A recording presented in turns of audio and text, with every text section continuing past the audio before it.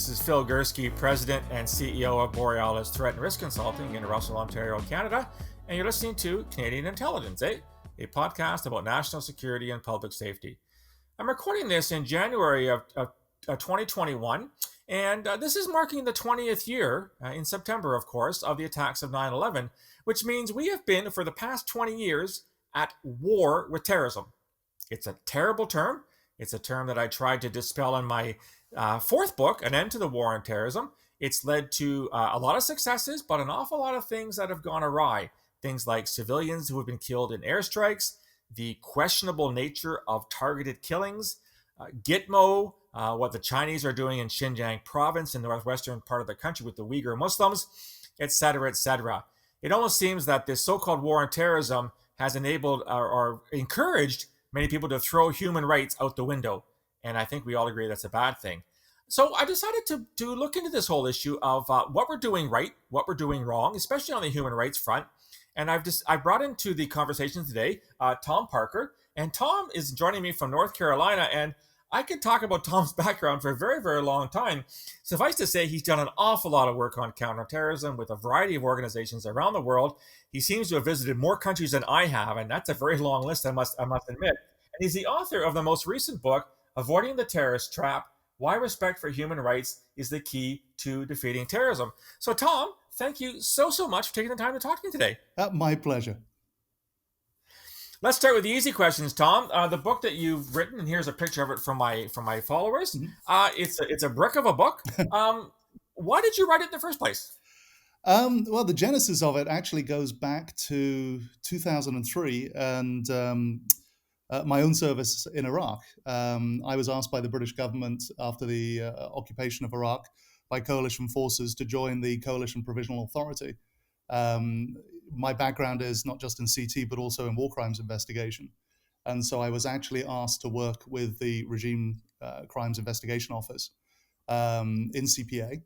And so I got to experience firsthand in 2003 the slide into chaos in Iraq. And having been a counterterrorism official myself in the 1990s, and a relatively, traditional, hard-charging investigator who wanted to put terrorists behind bars and it was full steam ahead and down the torpedoes.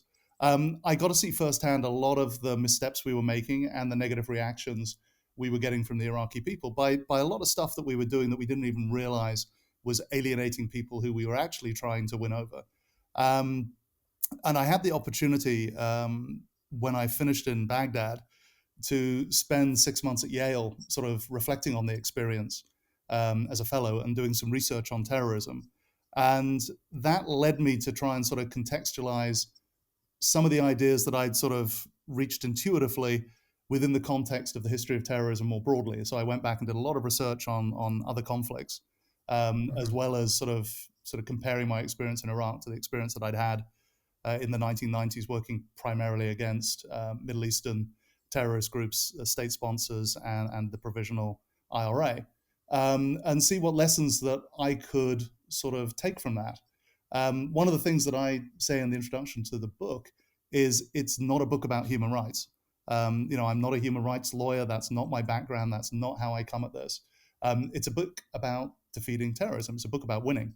And the more I researched, the more I experienced, the more I came to understand that human rights parameters actually stop you from making a lot of the mistakes that terrorists want you to make. And actually, if we work within those parameters, we can often work more effectively and achieve more optimal results. So in other words, you sound like me. You really are a practitioner at heart that's looking at these issues, and you would acknowledge that in this ill-phrased war on terror since 9/11, we've made a hell of a lot of errors, almost own goals, I guess I would call them, in our zeal to try to defeat terrorism.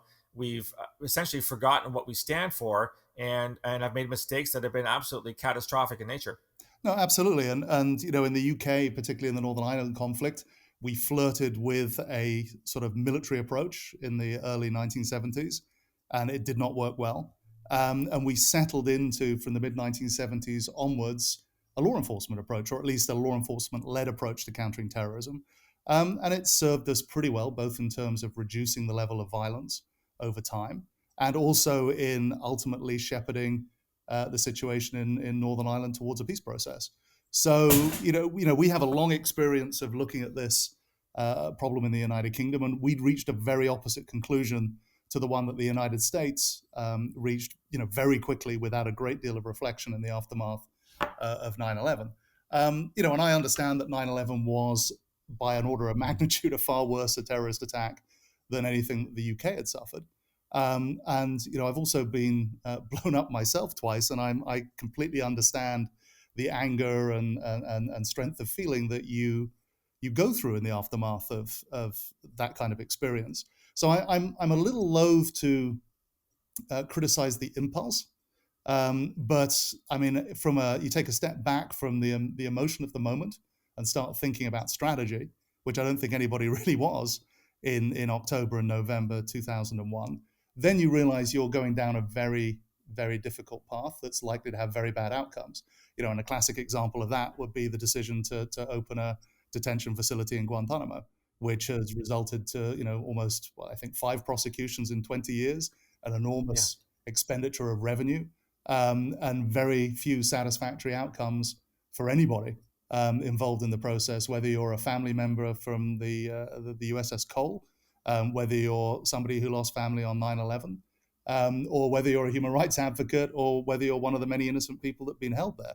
There just haven't been any good outcomes. And anyone who'd taken a few breaths to look at what was being proposed in by the Bush administration in Guantanamo would have realized it was probably, one, unnecessary, and two, likely to be very difficult to resolve and have bad outcomes. And it's that kind of knee-jerk response, that response to the cries of something must be done, we have to show strength.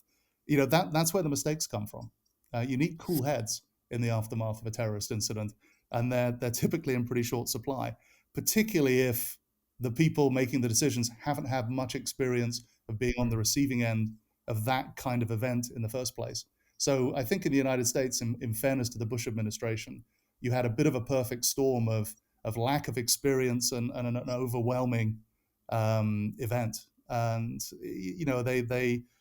I actually do think the Bush administration tried to do what it thought was right, and unfortunately they listened to the wrong advice and acted with their hearts rather than their minds a lot of the time. I think you're absolutely right, Tom. In the aftermath of 9/11, emotions were raw. I mean, almost 3,000 people have been killed. It really was a strike at the heart of the United States, the financial heart of New York, and of course, the political heart of Washington. I don't think any administration could have gotten away with doing nothing. And as you said, the reaction was what the reaction was, very much based on sort of an emotional response as to an intellectual one. And there certainly have been, successes. There's no question about that. There's a whole bunch. There's so much in your book we could talk about, but I want to kind of look at a few things that you've mentioned. One thing I found very interesting is you did a rather comprehensive historical look at how we define terrorism. Now, you know as well as I do, Tom, there's almost as many definitions of terrorism as there are people. Alex Schmidt, whom I quote quite a bit, a fellow, if I can use that term, at the International Center for Counter-Terrorism in The Hague, says there's over 200 definitions of terrorism. What is it about this phenomenon, in your view, that has led to such a difficult time in developing a consensus on what terrorism is? What are the obstacles that have been put in the way so that we can't all agree on this is terrorism versus this is not? So typically, and I think it was Bruce Hoffman who actually identified these 4 obstacles the first time. You have 4 different kind of concerns that governments have to navigate. The first is, do I have sympathy for the group that this label is going to be applied to, right? And that could be particularly difficult, for example, if we're dealing with irredentist or nationalist terrorism. If you're the Greek government and you're looking at EOKA campaigning for union with Greece on Cyprus, well, obviously you're not going to be very comfortable about calling, your fellow Greeks terrorists. So there's that sympathy for a cause. Another example of that would be perhaps the attitude of the Allies towards resistant movements during the Second World War in occupied Europe. The Nazis described groups like the French Resistance as terrorist groups.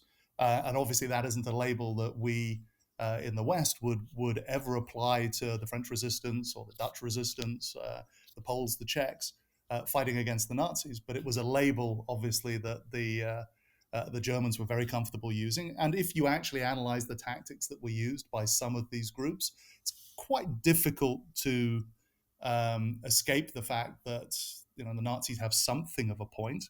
But it comes down to this, the reasons why they were doing it, the cause they were fighting for. And there's a famous quote from Yasser Arafat that the difference between a revolutionary and a terrorist is the cause they're fighting for. So that's one issue. Do we have sympathy for the group or not? That's often an obstacle. Distinguishing terrorism from other types of violence. We have a fantastic example, right? This past week in Washington, D.C.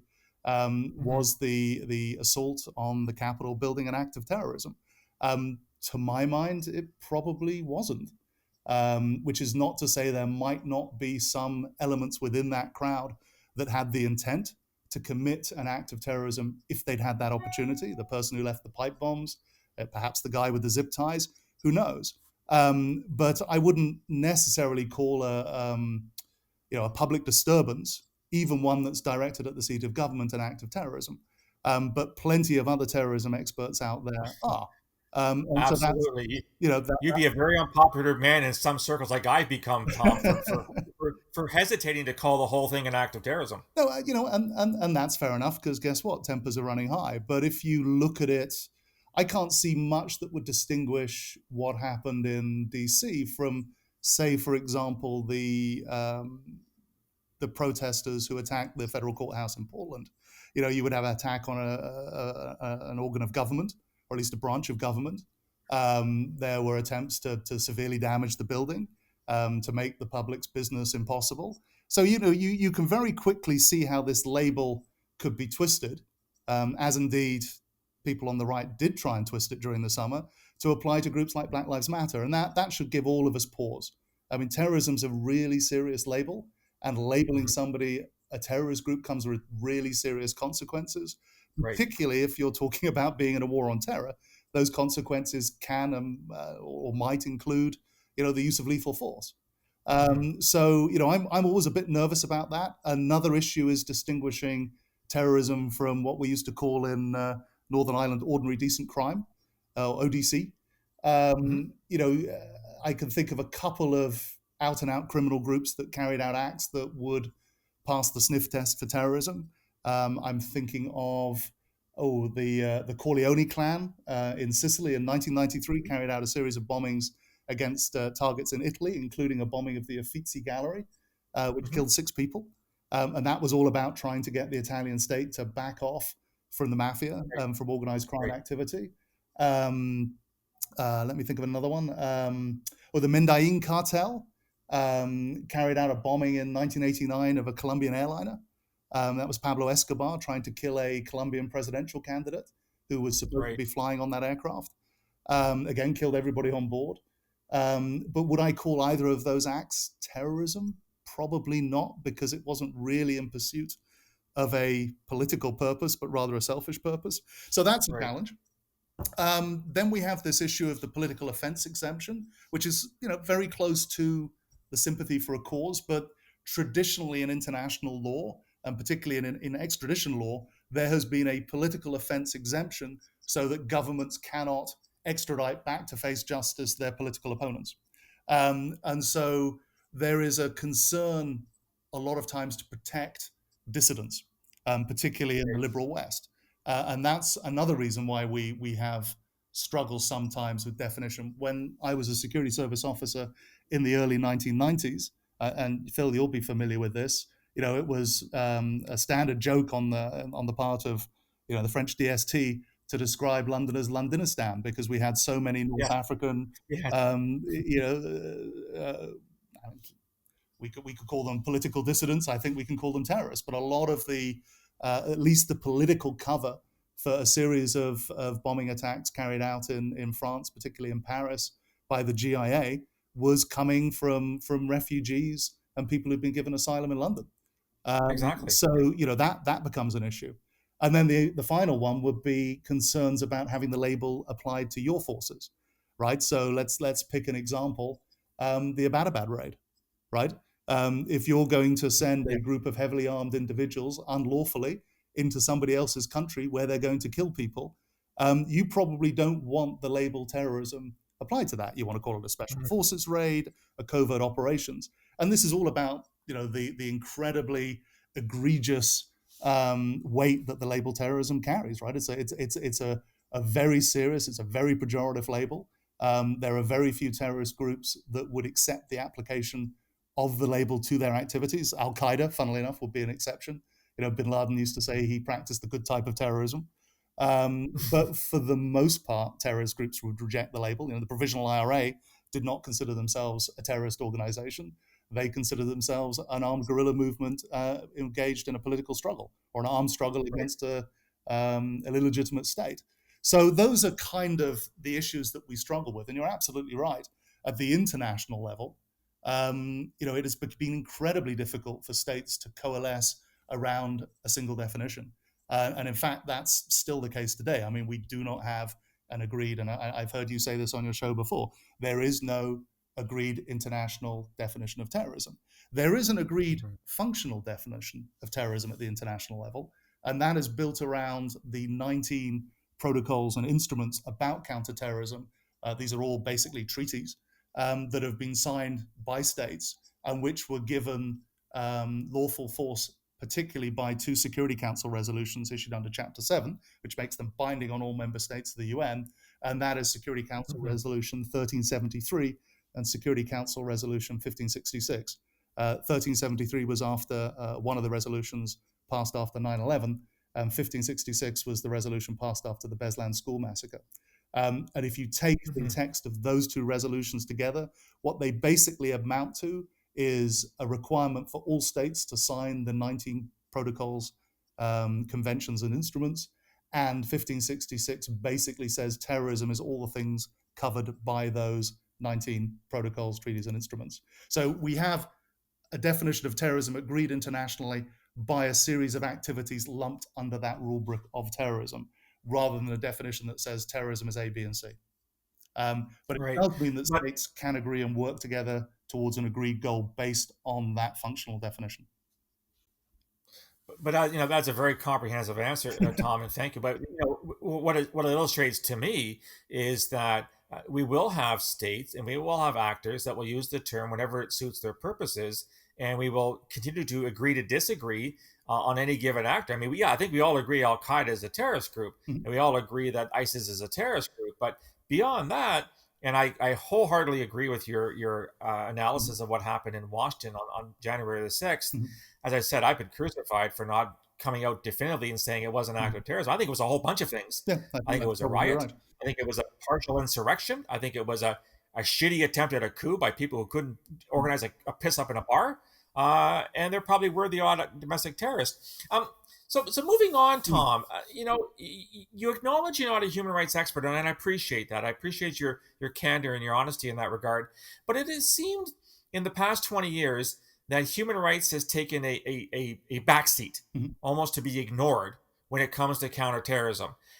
I think we all agree that's probably not a good development. mhm, We certainly want to see that human rights are honored and cherished and observed mhm. wherever they can be. How could we do counterterrorism better by keeping the human rights sort of mantle overall? In other words, according human rights the importance that it deserves.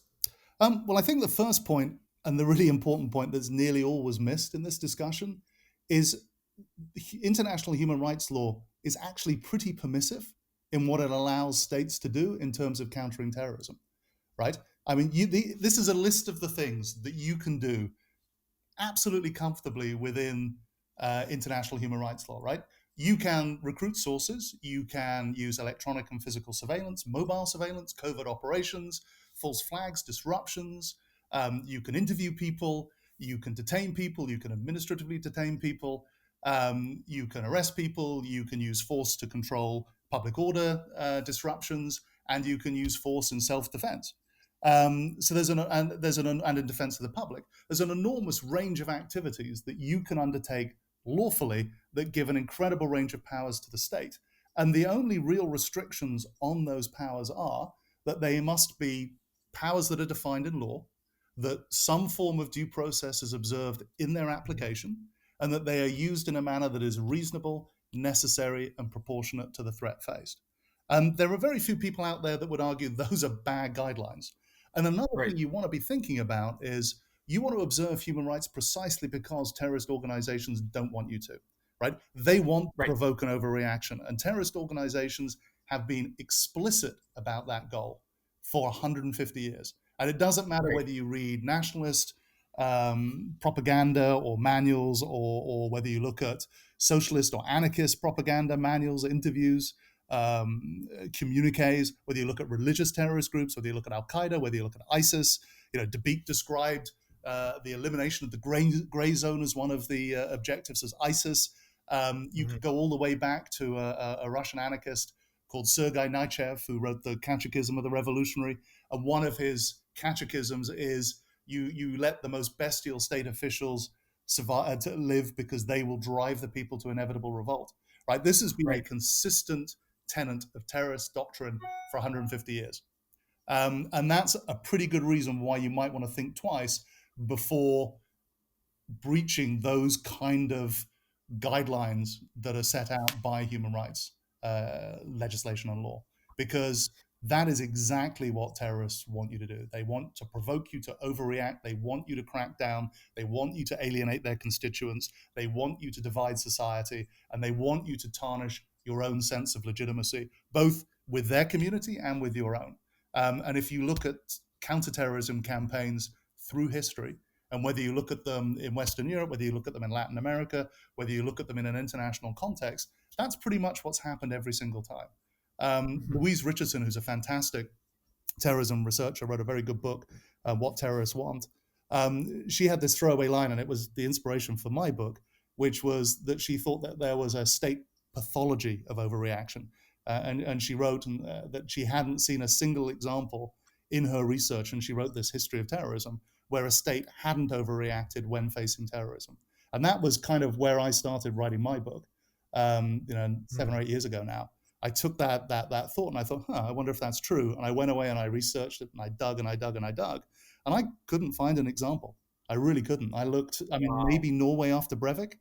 And again, that's, or New Zealand after the mosque shootings. But again, Right. it's very early days, and they haven't suffered a repetition of that violence.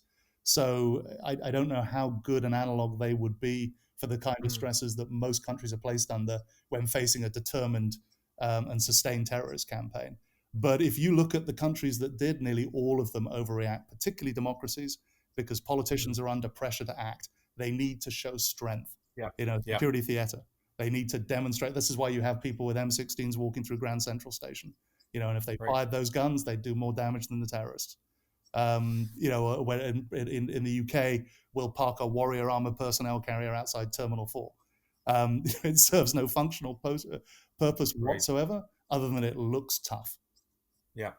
I think you raised some great points, Tom, about the need to show your publics that you're doing something, because if you don't do anything immediately, the perception is that you're weak or you're a coward, when in actual fact you're trying to gather more data before you do something. This is something that going back to the attacks last Wednesday on the Capitol in Washington. I said to my followers, look, I don't know exactly who was involved, and until I know who was involved, I'm not going to say definitively it was terrorism or it was not. You also, I think, you speak to the kind of past that you and I had in the security service, and you demonstrate, quite categorically to my mind, that the types of things you and I were involved in, human source recruitment and surveillance and intercepts and all that kind of stuff, are completely consistent with international human rights laws. So in other words, we can do 99.9%, if not 100%, of counterterrorism completely consistent with human rights. But let me turn to one particular practice, Tom, that's become very, very popular, especially under the Obama administration, continued under the Trump administration, and other countries have carried out. This is this notion of a targeted killing. And we saw it, of course, with bin Laden. You referred to the Abbottabad attack in May 2011. Of course, we had the August, I believe it was, 2011 assassination of al-Awlaki, who you and I both know from our days in the security service was kind of the star radicalizer in the English-speaking world. This has become kind of like almost a go-to strategy in terms of counterterrorism from a largely military perspective, although I'd argue also on the intelligence side. should we be engaged in targeted killings as much as we are? Is it a good strategy? I think it's a terrible strategy, and I'll tell you why. There may be occasionally some tactical utility to doing so. There may occasionally be a self-defense imperative to doing so. So if we were to take the Awalaki drone strike, I have some sympathy with that decision. If you have somebody who is operating out with law, you cannot reach them. They are in Yemen. There is no police force, no friendly service that you can reach out to. And you know that this person is actively engaged in encouraging terrorist attacks and helping people carry out terrorist attacks on your soil. And we know he was in contact with the Fort Hood shooter. We know he was in contact with the Times Square bomber. I don't know what else a state is supposed to do, because it also has a human rights obligation, by the way, to protect the lives of its citizens and to protect the rights of its citizens. So I think you could probably make an argument that there was a right to preemptive self-defense in that operation. There are all sorts of tricky issues about the imminence, in law at least, of the next attack. But as a basic principle, again, betraying where I come from and what my background is, and I am, by inclination, background, experience, and training, an investigator. And I want to see bad people put in jail. I don't see what else you do if you're in that position in your estate. But it has to be the very, very rare exception. And the problem is it hasn't been used that way. And what you have is an example of a tactical tool that has been used in an unstrategic manner. And that's the problem. And, if you were to look at countries that have used this tool, I think they divide into two types, right? There are the countries around the world that have authorized their intelligence communities or their military to use force externally against terrorist targets, and I'll put quotation marks around the word terrorist.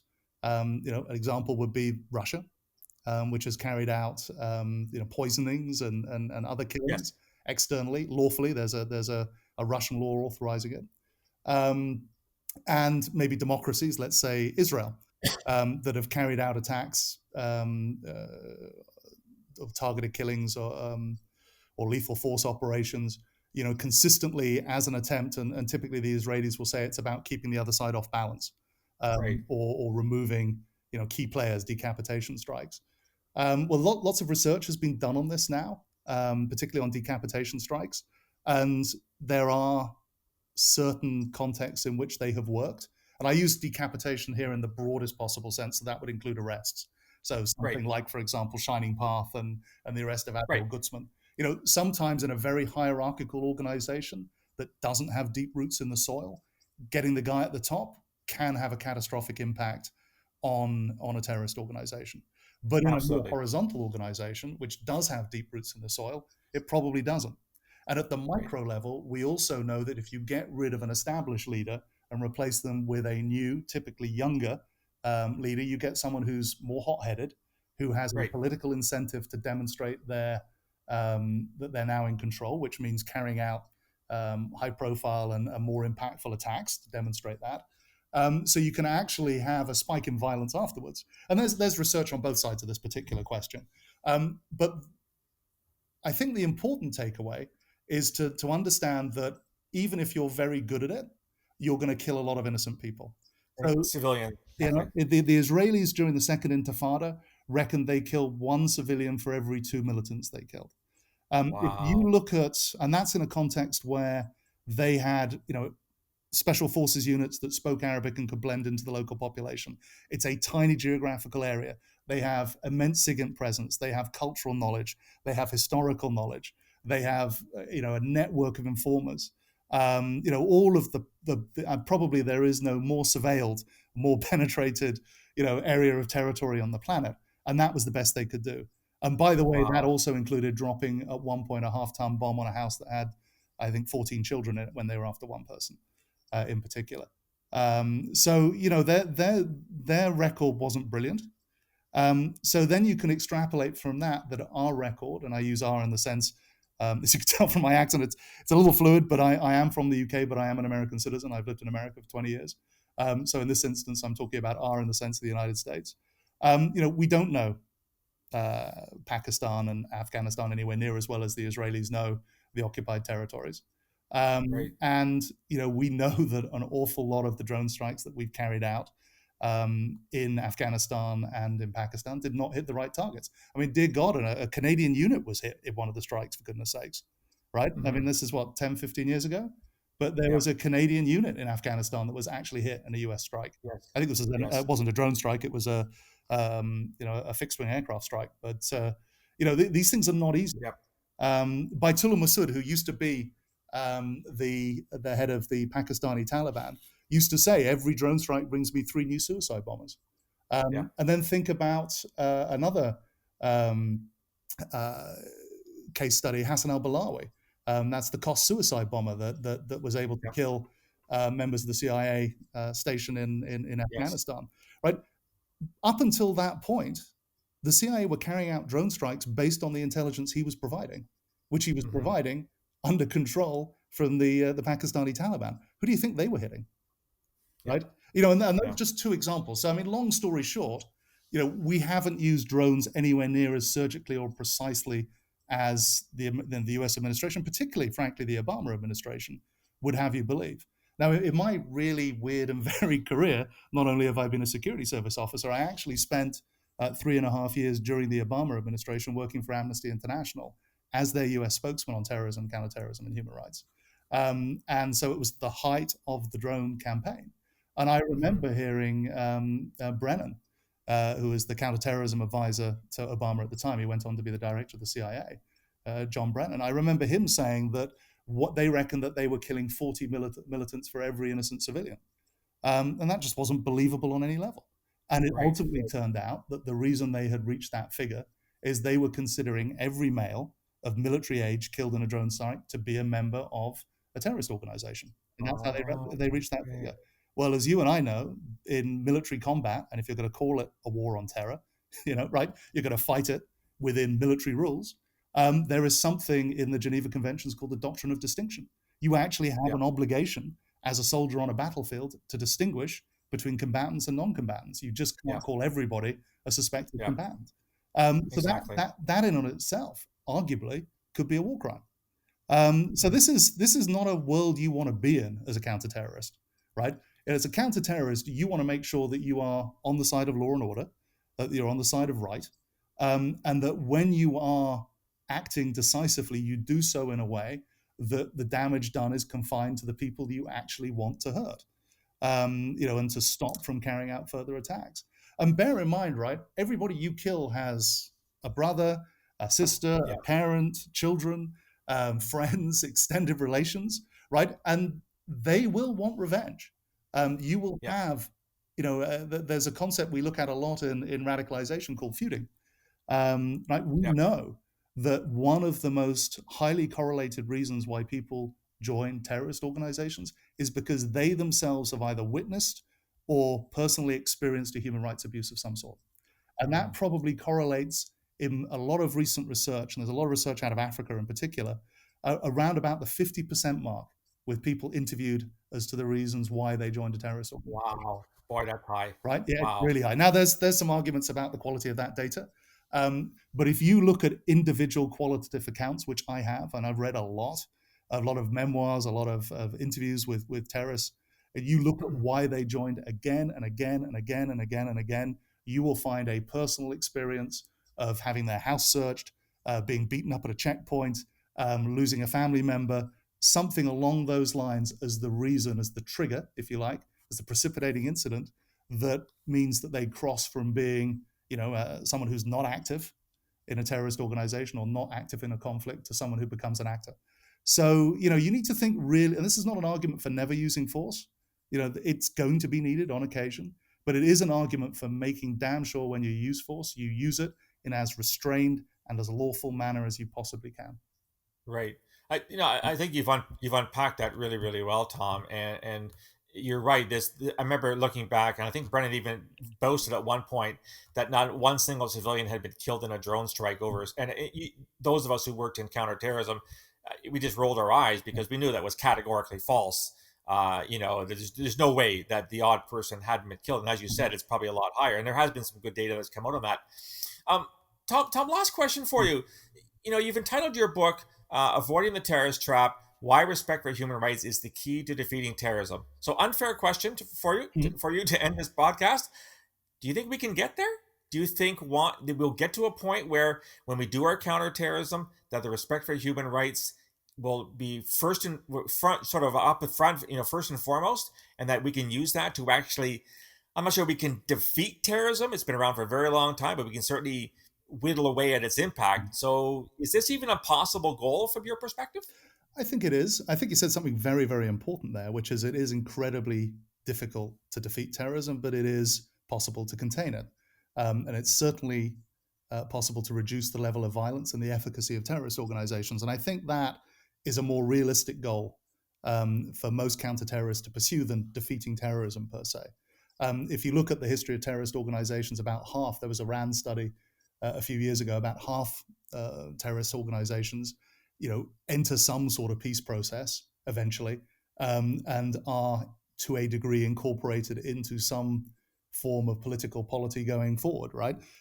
So that's one outcome. And so part of the counter-terrorist job is to give the diplomats, the politicians, space to negotiate and come to an agreement. And by the way, it's going to be a lot easier to do that if you haven't killed everybody's children in the process of your counterterrorism, right? You want people to be able to walk away from violence. You want them to be able to have an exit strategy that they can sell to their people and that they're personally willing to contemplate. So I think that's a really important point. In terms of persuading counter-terrorist officials to think in terms of operating within human rights, the reason I wrote this book, or one of the most important reasons why I wrote this book, is essentially at the moment we have a dialogue between two groups that aren't listening to each other and are talking two completely different languages. Human rights organizations are talking about morality, they're talking about law, they're talking about operating within from the moral high ground. All very persuasive things, but things that most counter-terrorist officials don't think about very much, right? When I was in the security service, and you're a much more recent veteran of that world than I am, but in the 1990s, I can tell you, I never once heard the words human rights mentioned in any conversation in Thames House or Curzon Street, because it wasn't part of our everyday language. We worried a lot about British law. That was what we'd been trained on. Those were the parameters we operated within. And Britain didn't even actually pass the Human Rights Act until 1998, which incorporated the European Convention on Human Rights into British law. So it wasn't part of the national conversation. And that's not that long ago, right? That's 20 years ago. So what you need to do when you're trying to persuade practitioners is you've got to talk to them in a language they understand. They understand the language of their law, their domestic legislation, but they also understand the language of efficacy. And what I've found over time is that if you can persuade people with real world examples that operating within a human rights framework is a more effective response, and that's whether or not we're talking about interviewing people, whether or not we're talking about using force, whether we're talking about in community engagement, right? I mean, there are so many examples out there that you can look at where people have broken human rights standards. Torture is a classic example. If we look at the way that the French used torture in Algeria, you can make an argument at the tactical level that the French actually enjoyed some success using torture, right? They were able to get names sometimes and locations out of some people. But that tactical utility was greatly overshadowed by a strategic disaster, a disaster that alienated the French military from the French population, alienated the French military from the Algerian population, ultimately forced the military into a series of criminal activities that led it to actually overthrow the French government at the time, because you had created a culture of lawlessness within the armed forces, and that's very dangerous too. So, when you start to unpack individual cases, you give them examples of people who have been tortured and lied. Khalid Sheikh Mohammed, waterboarded almost 200 times, still was able to lie about the identity of bin Laden's courier, told the International Committee of the Red Cross that he had made things up under torture. These are real world examples where torturers have tried to get information and it has blown back on them really seriously. Most famous example would be some of the so-called intelligence that was used to justify the invasion of Iraq, which came from intelligence interviews conducted with torture in the context of Egypt. So, you look at some of these real world case studies, and it will give even the most hard charging, even the most aggressive counter-terrorist official an element of pause. If you just tell people, oh, it doesn't work, that's not enough. You have to provide the evidence. You have to break it down for them. And then this is what I do for a living. I travel around the world. I train law enforcement, intelligence, and military officials all over the world. And I reckon that in most classes I give, maybe I reach a third of the people in the classes and get them to think twice. And so it's a long, slow conversation. But if you can get them to start seeing success from these methods in the field, then it becomes much easier to persuade other people to follow. Right. Tom, I think we could talk for days about your work. I just want to say I've been absolutely fascinated by what you've walked us through here today. And not surprisingly, I'm in complete agreement with your views on how we're doing things poorly in many ways, how we can do things much better, and how actually having human rights at the fore is actually one of the only things that's going to get us any kind of success in this whole kind of thing. Listen, Tom, thank you for your service with MI5. I still have many good friends who work there, as well as the work you've done since then. And I just want to say thank you so much for joining me on the podcast today. It was completely my pleasure. So that was my conversation with Tom Parker. I'll put a link to his book as well. I really think you should pick this book up. It's quite fascinating. It's quite comprehensive. What do you think about what we talked about this nexus between counterterrorism and human rights? Let me know. You can reach me on email, borealisrisk@gmail.com, or on Twitter @BorealisSaves. You'll also find me on LinkedIn and Facebook. If you want to get more of the material, you can subscribe. Go to my website, borealisthreatrisk.com, hit the subscribe button, provide your email address, you'll get a free daily digest of all the material, as well as unique material that only subscribers get. I'd love to hear feedback on this conversation and others. I'll talk to you again soon. Until then, stay safe.